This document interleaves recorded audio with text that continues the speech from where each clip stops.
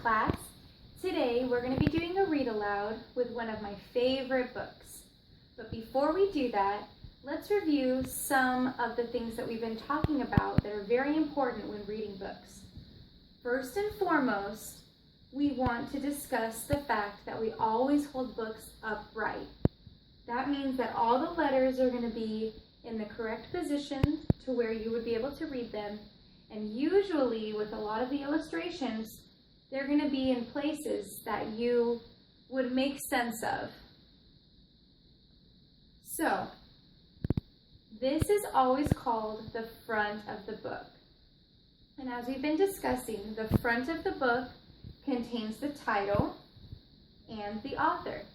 So let's go ahead and let's read the title. Now, something important to always remember when reading anything is that you're always going to read from left to right.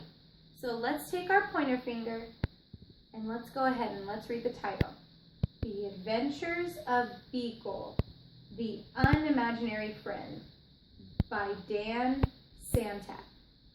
Okay, now I'm going to flip it over, and we've been discussing the front of the book, and this part of the book, the skinny part of the book, is called the spine.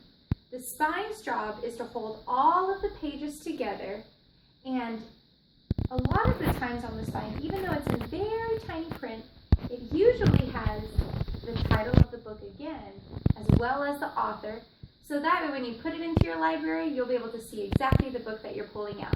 So the spine has two very important jobs, holding the pages together and giving you information about the book as well. So we've done the front, the spine, and now the back. The back of the book is also very important because it usually has a little sentence or two to captivate you into reading the wonderful book. So let's go ahead and again, let's make sure that the orientation of the book is correct, and we're going to read from left to right. Sometimes the best friends lie just beyond our imagination. So let's go ahead and let's read The Adventures of Beekle, the Unimaginary Friend. Whenever you turn the page, you're going to see the title page. And again, that's going to have the title, The Adventures of Beekle, the Unimaginary Friend. And it's also going to have the author again, Santat. He was born on an island far away where imaginary friends were created. Here they lived and played, each eagerly waiting to be imagined. Every night he stood under the stars, hoping for his turn to be picked by a child and given a special name. He waited for many nights. Have any of you ever had an imaginary friend? But his turn never came. I wonder how that made Beekle feel.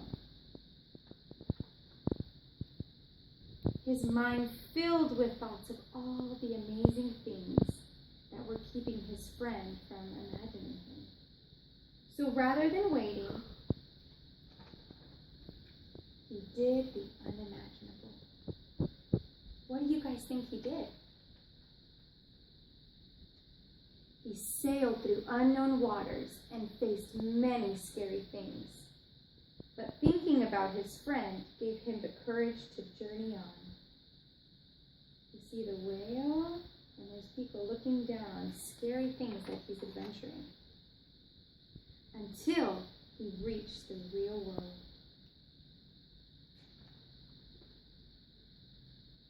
The real world was a strange place.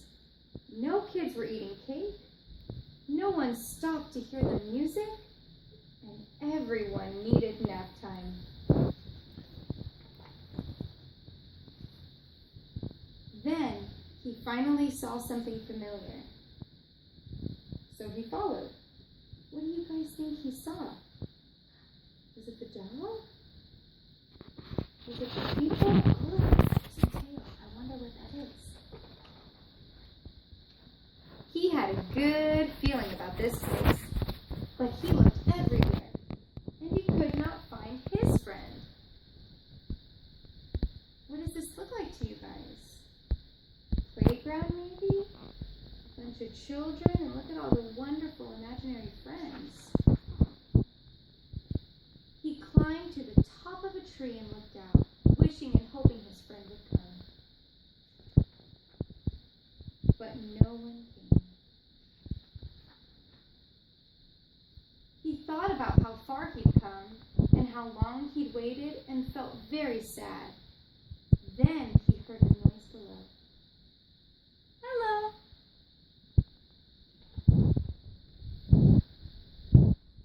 What does it look like? He's coming down from the tree and maybe meeting his friend? Her face was friendly and familiar, and there was something about her that felt just right. At first, they weren't sure what to do.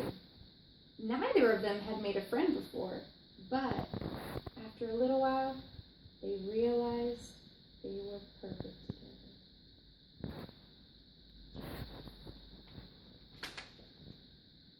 Beekle and Alice had many new adventures. They shared their snacks. They told funny jokes. The world began to feel a little less strange. And together they did the unimaginable. The end. All right. Thank you so much, class. So again, this is the front of the book, the spine, and the back. And we were able to read the whole book from left to right. Thank you so much, and we'll read a book tomorrow.